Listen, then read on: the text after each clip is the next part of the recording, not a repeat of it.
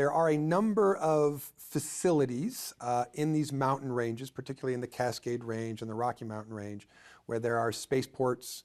There are these children of the Atlanteans who moved around and settled in some of these places, like Mount Shasta, for instance, to name one that everybody knows, right? Absolutely, yeah. So a lot of these beings in these different facilities have been experiencing more and more people going into the mountains and exploring and hiking and camping. And it's kind of making them nervous. It's like people getting too close to their front lawn. So they've started putting up these shieldings, which are a time-space shield. And the reason for a time-space shield and not a force shield, if I come up against a force field, I hit it. I know it's there. Well, you don't want someone to hit something that they can recognize is there and go, hey, what's happening here? And start doing, mime trapped in a box, because that's a physical phenomenon that's going to make people go, wait, what's going on here? You don't want that to happen. So by using this time-space field, I could be walking into it, turn around and walk the other way and still think that I'm walking forward.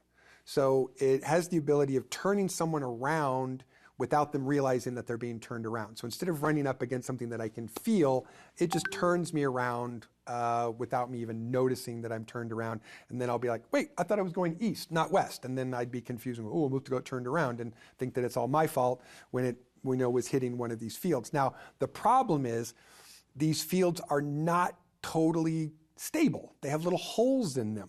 And if you happen to walk through a hole, you're screwed. Like, you're basically trapped on the other side, where you're probably going to starve to death because you're not going to be able to get back out. Now, sometimes these beings in these facilities, they find these people and they go, oh, another one got trapped in the field.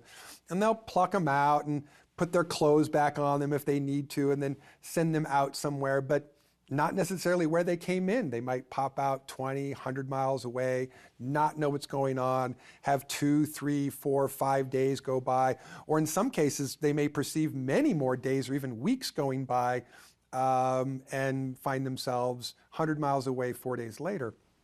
So it tends to be either an A or a B. So either there's a corporate abduction probably thing happening, or they're running into one of these time-space fields and going through a hole and then being lost. So, and it's such that you and I could literally be walking down a path with inches, between our elbows, and I could be looking off to the right and then turn back and you'd be gone and be like, Emery, where'd you go? And you could walk through a pocket and turn and go, Randy, where'd you go? Or even worse, you might go through a pocket, still see me, and then go, hey, hey, hey, and then I wouldn't see you or hear you, and then you'd be confused at why I can't see or hear you, but then you would realize that you couldn't reach out and grab me on the shoulder, and that you're trapped on the other side of this field. So it would suck. But yeah, it can happen that way and be so immediate and so right that very second that someone could be standing right next to you, and you could turn away and then turn and they'd be gone.